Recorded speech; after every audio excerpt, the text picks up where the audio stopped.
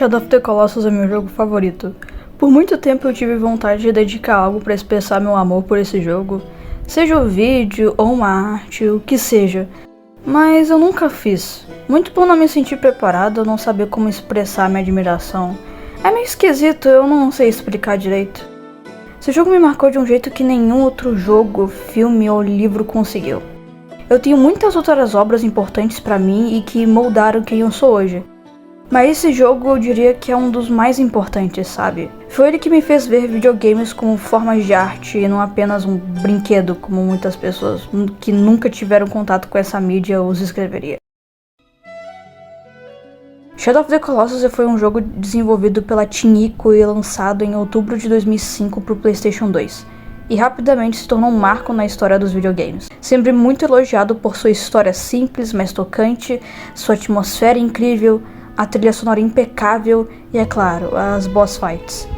E desde seu lançamento lá em 2005, mesmo depois de 2 décadas, não há nada mesmo, nenhum outro jogo igual a esse. E é uma peça única de mídia que até hoje é considerado como uma das coisas mais únicas já criadas. E com razão. Nenhum outro jogo foi capaz de entrar na mente das pessoas do jeito que Shadow of the Colossus conseguiu, ao ponto de criar uma comunidade muito fiel e determinada a desvendar seus mistérios. A minha história com esse jogo começou quando eu tinha 8, 9 anos de idade e eu tinha acabado de ganhar meu PlayStation 2 de Dia das Crianças. Meu primeiro contato com o jogo foi com o vídeo do Mr. Léo. Eu lembro de ter achado bem interessante, mas não fui muito atrás para saber mais. Até que um dia, quando eu fui num camelô com meu pai para comprar alguns jogos novos, eu achei o dito cujo para vender. E logo lembrei que eu tinha visto esse jogo antes em um vídeo e tinha achado interessante. Então logo pedi pro meu pai comprar pra mim. E desde que eu inseri o disco no PS2, foi a experiência mais marcante que eu tive com o videogame.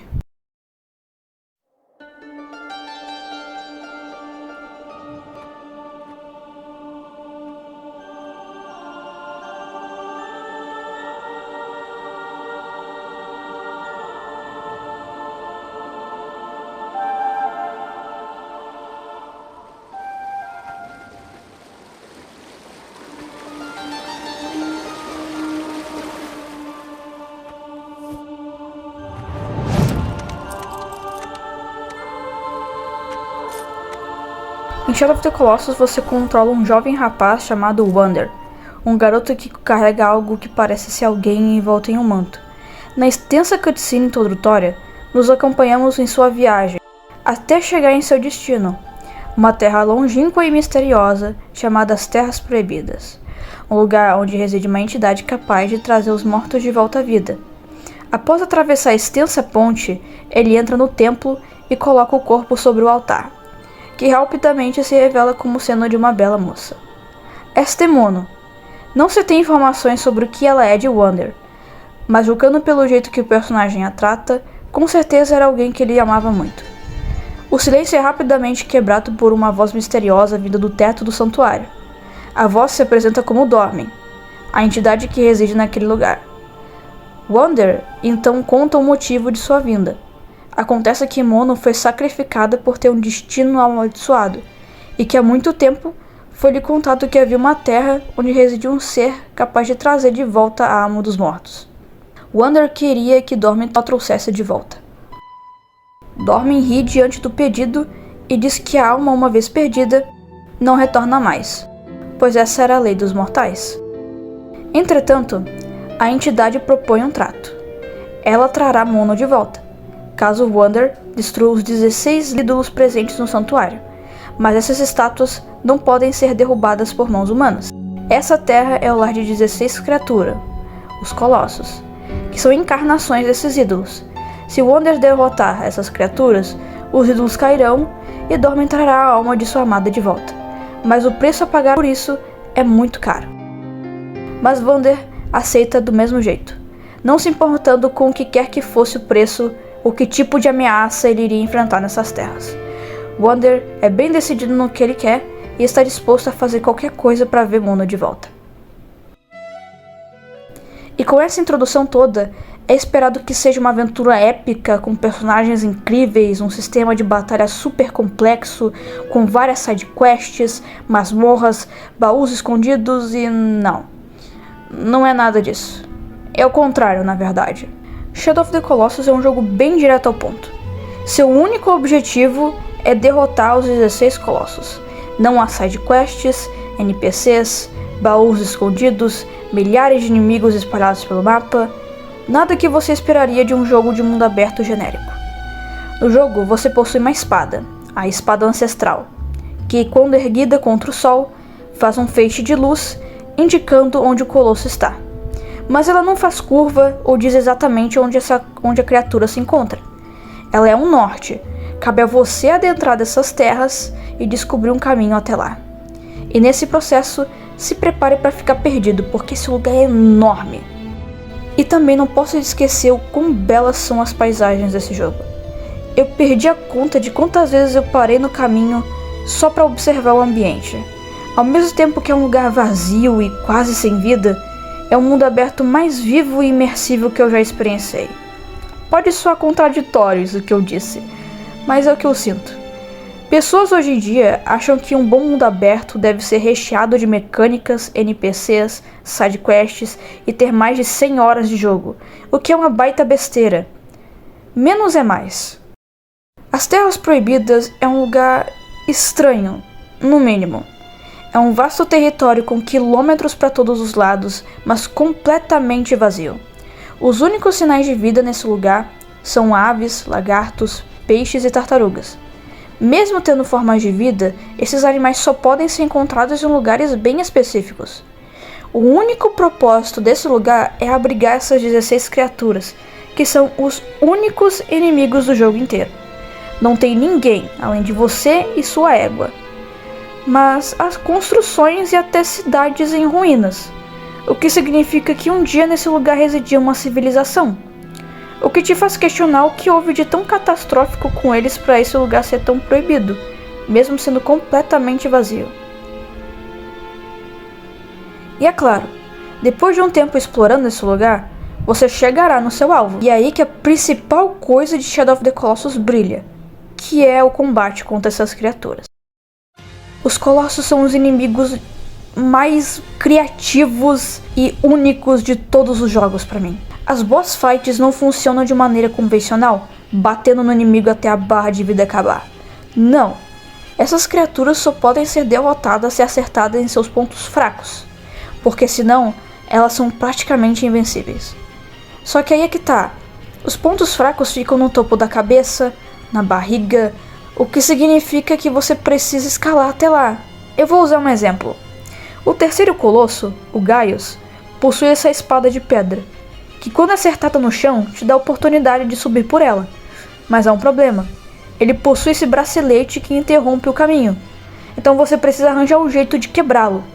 Na arena existe essa plataforma circular, que se você atrair o Gaius para ele acertar essa plataforma, o impacto é tão forte que o bracelete se despedaça, assim possibilitando você subir pelo braço dele. Essa é a base para todos os colossos, mas é óbvio que não é fácil assim, né? Todos os colossos são diferentes um do outro, com jeitos diferentes de derrotá-los. Tem colosso voador, aquático, subterrâneo, tem até colosso anão, mano. E é claro que eu não podia deixar de escapar o fato da trilha sonora desse jogo ser impecável. Boa parte do jogo é completamente silencioso, mas quando tu tá batalhando, o clima muda completamente. O silêncio é substituído por uma música épica que, meu Deus, não tem nada igual a isso. Não tem sentimento mais incrível de você tá lá em cima do colosso ao som da música desse jogo.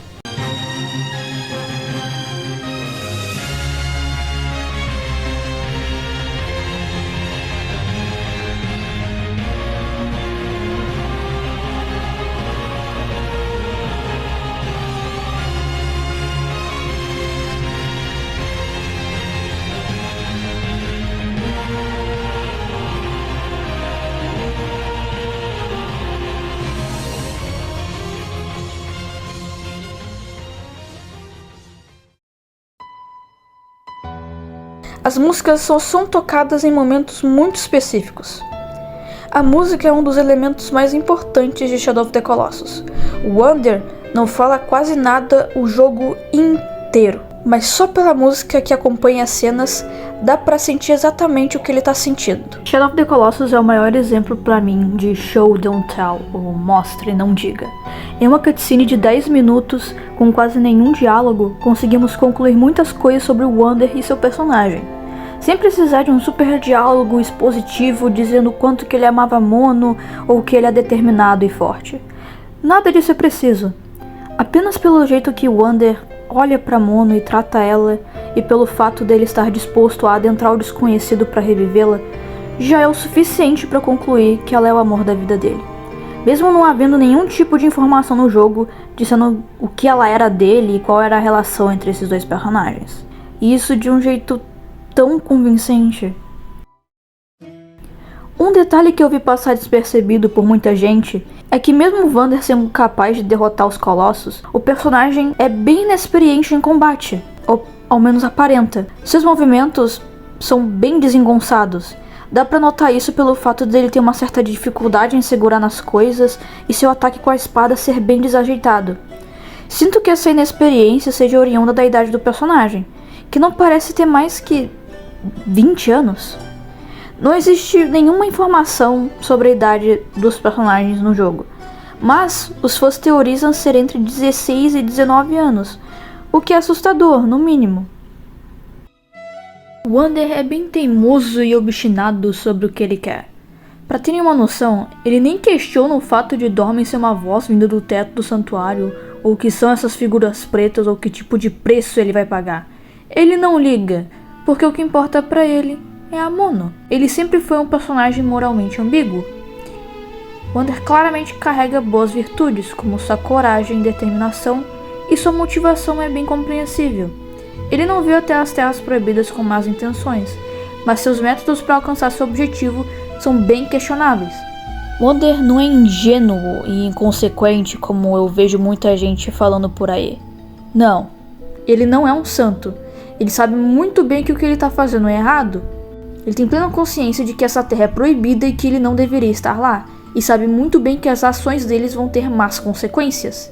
E mais, a espada ancestral pertencia à vila do personagem, ou seja, ele a roubou. E mesmo com todos os avisos sobre esse lugar ser proibido, ele foi do mesmo jeito, quebrando uma regra sagrada de seu vilarejo. O que quero dizer com tudo isso é que Wander não é nenhum tipo de herói. Ele só é um cara desesperado que não conseguiu de jeito nenhum aceitar a morte de sua amada, a ponto de roubar um artefato importante da vila dele e arriscar sua vida matando criaturas inocentes só para ser capaz de vê-la novamente. Mesmo com tudo isso, eu não consigo ver o Wander de jeito nenhum como um monstro, como muita gente diz por aí. Eu acho isso um exagero. O Wander é falho, e isso faz dele um personagem humano. Não estou dizendo que o que ele fez foi certo, mas sua motivação é compreensível ao mesmo tempo. Olha, eu adoraria falar sobre cada boss fight individualmente, mas o vídeo ia ficar repetitivo e muito longo. Mas tem uma que eu preciso falar sobre, que é a luta contra o Malus, o último colosso. Diferente dos outros colossos, que você pode visitar a arena deles a qualquer momento, a área do Malus fica bloqueada por esse portão enorme, que só pode ser aberto após derrotar os 15 outros colossos. Você passa por um caminho que te leva a umas escadas, que no final tem uma ponte, mas ela está quebrada. Então você toma distância com o agro para poder saltar sobre, mas isso acontece.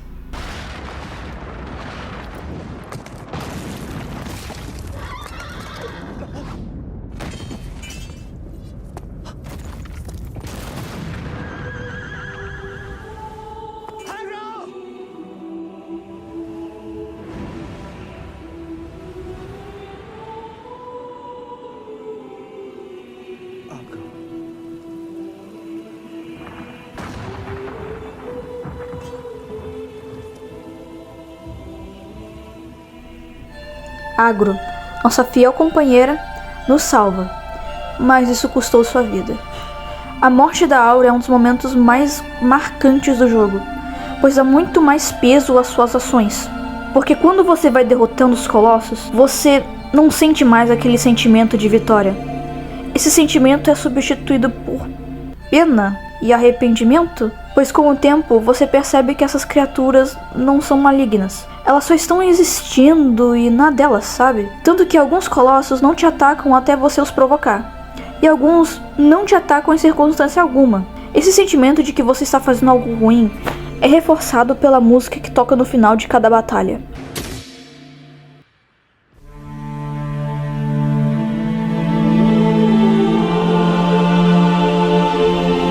Ela transmite tristeza e melancolia. E agora, você não só matou criaturas inocentes, você indiretamente causou a morte de sua única companheira o jogo inteiro. Após esse acontecimento trágico, Wander parte para a batalha. Essa luta é a mais diferente de todas e, sem dúvidas, a mais pesada, pois não só acontece logo após a morte de sua amiga, mas também o clima é completamente apocalíptico. O céu fica escuro com uma tempestade muito forte. Você nunca viu as Terras Proibidas desse jeito. E tudo isso acompanhado de uma música que cria uma atmosfera opressiva. O Malus é um colosso diferente. Ele é completamente imóvel. Ele possui essa forma humanoide lembrando a de um mago. Ele solta esses projéteis pelas mãos, que podem te matar facilmente se você for descuidado.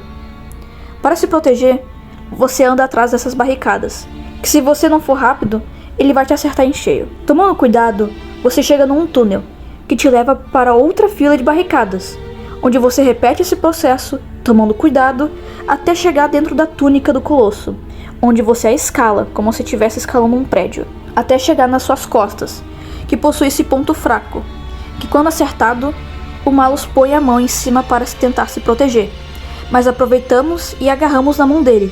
Assim, podemos subir por seu braço neste outro ponto, repetindo o que fizemos anteriormente, indo para sua outra mão, que, meu Deus, é uma cena incrível, ele te olhando enquanto tu fica em pé ali na mão dele. Aqui, não é muito óbvio o que tem que fazer, mas você deve sacar o arco e acertar em seu ombro, assim ele levará a mão até o ferimento, assim possibilitando você subir até a cabeça dele e começar a acertá-lo até o finalizar. E com sua derrota, chegamos ao final.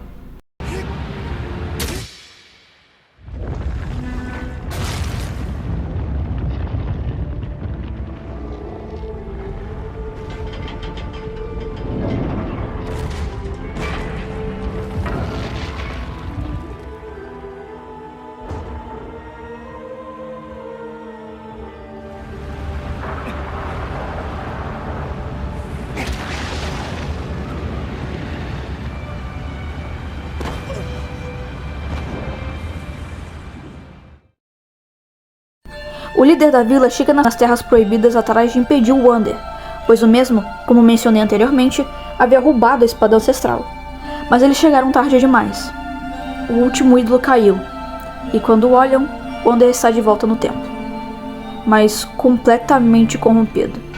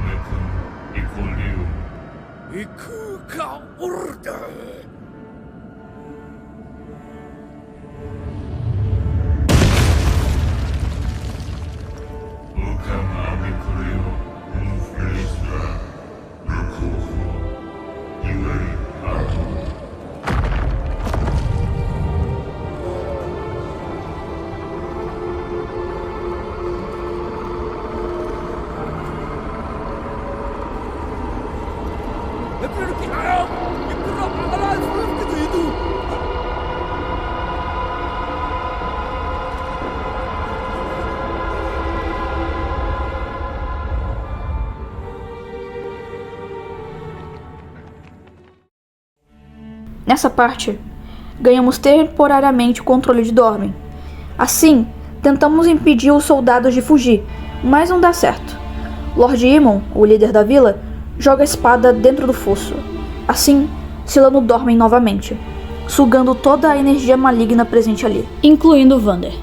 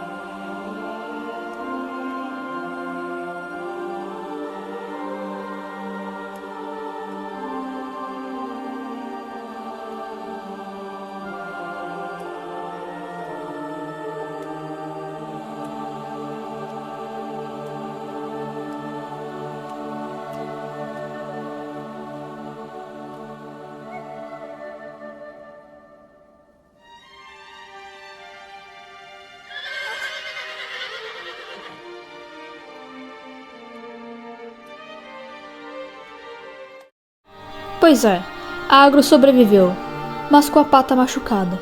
Juntas, elas se direcionam ao fosso do santuário, e lá encontram um bebê com chifres. Estranho. Com um bebê no colo, elas seguem seu caminho, subindo até o topo do santuário, onde se localiza um belo jardim. E o jogo acaba.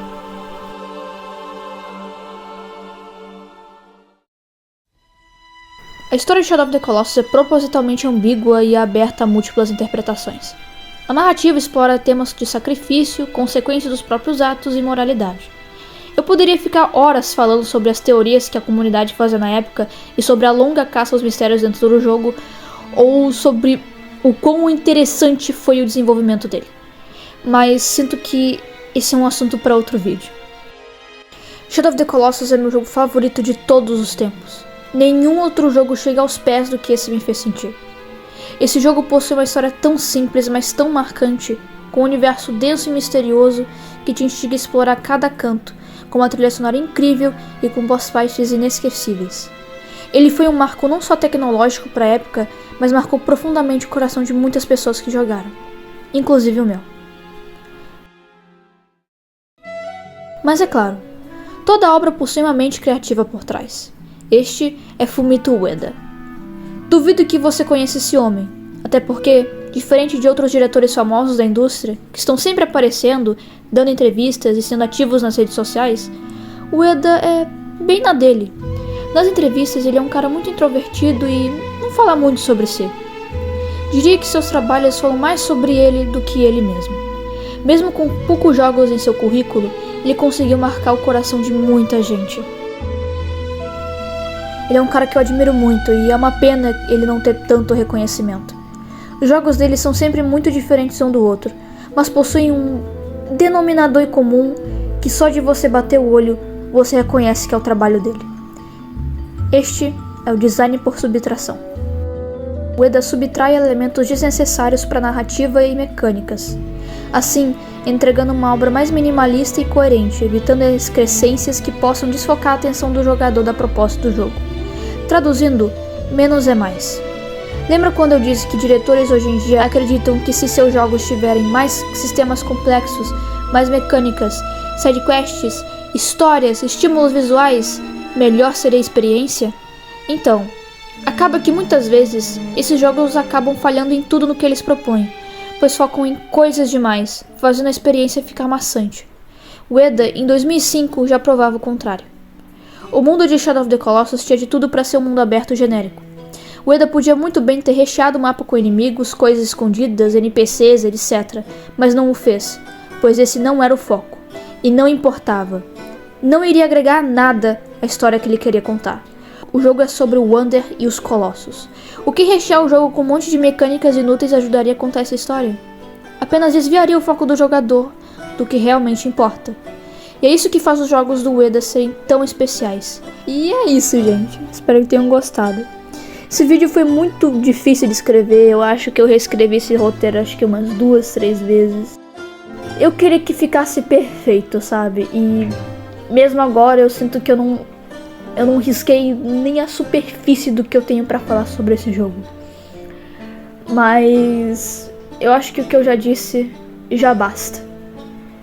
É isso. Tchau.